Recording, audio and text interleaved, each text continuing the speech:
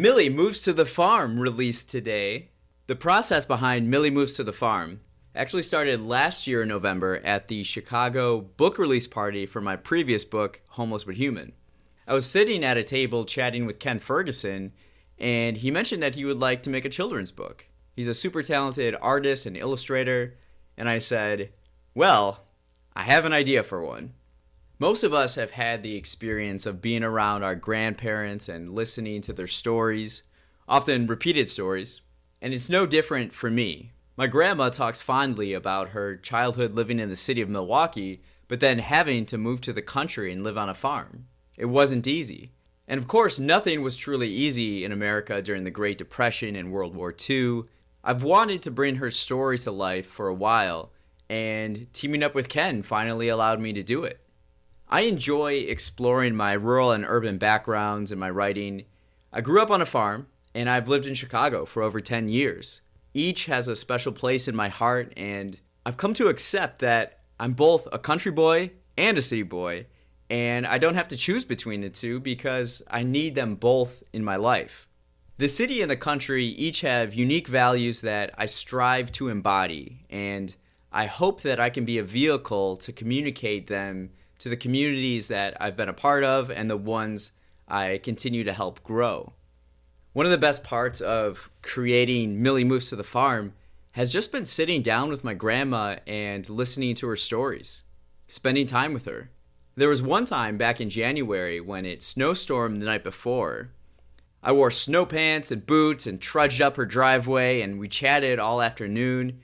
I think it's so important that we learn from the experiences of the people that came before us. We can better understand the history of our country and our people. It illuminates the context of our own time, allowing us to appreciate the hard work, sacrifices, and progress that's occurred. It encourages us to ask ourselves, what can we do for the future? I mean, when my grandma moved to the farm, there was no electricity, no indoor plumbing, no tractors. They worked the land with horses, whose names were Billy and June, and they're in the book that came out today. When I go back up to the farm during the planting and harvesting seasons, I can ride inside an air-conditioned and heated tractor cab and listen to podcasts, music, or audiobooks on demand for 12 straight hours and then decide to call it a day. It's so important to understand how we got here. Another awesome part of creating Millie Moves to the Farm was working with Ken. He's super talented, and I'm grateful that we've crossed paths. I mean, it's incredible to describe what I'm thinking in a scene and then draw some stick figures on a piece of paper. And then Ken will draw it for like 30 seconds, and he'll show it to me, and I'll be like, yes, that's it. That's what I was thinking. That's what I meant. And it's been cool to develop a creative relationship and friendship with another artist. I feel like we possess a similar philosophy and outlook on life that's focused on positivity, openness, and helping our communities, but our sources of learning just vary. It's really interesting how he's able to watch cartoons and anime and read comics and graphic novels and find deep meaning behind them. And then he shares it with me, and he's really passionate about it, and I'm grateful for that. It inspires and it motivates me, and it allows me to view life through a different lens. So this whole year, we would meet up once or twice a week, and we'd see each other in passing as well because we both moonlight as bartenders, and I've learned a lot through our meetings. Often we get sidetracked from the book and discuss life, philosophy, whatever else. And, sometimes we'll take field trips to the Art Institute or the Chicago Athletic Association or an art book fair or music shows.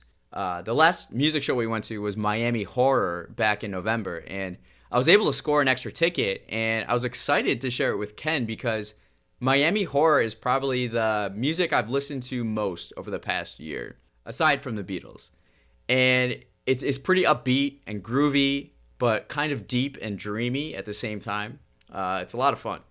But the creative process is all wrapping up now, and I'm so proud and excited to share what we've been working on for so long. I'm eager to see young readers learn about life on a farm and a time of much hardship in America. The principles of positivity and resilience have been on my mind for a while, and to be able to express that through my grandma's story and Ken's art is humbling. It's really cool. Millie Moves to the Farm is available now on Amazon, and if you order soon, you should be able to get your copy in time for Christmas for that special young loved one in your life. And looking around the corner to 2020, we'll have some signings and in-person events, and we'll keep you posted on that. Thanks again for listening, and I hope you get a chance to read Millie Moves to the Farm. Have a fantastic day. I know I will.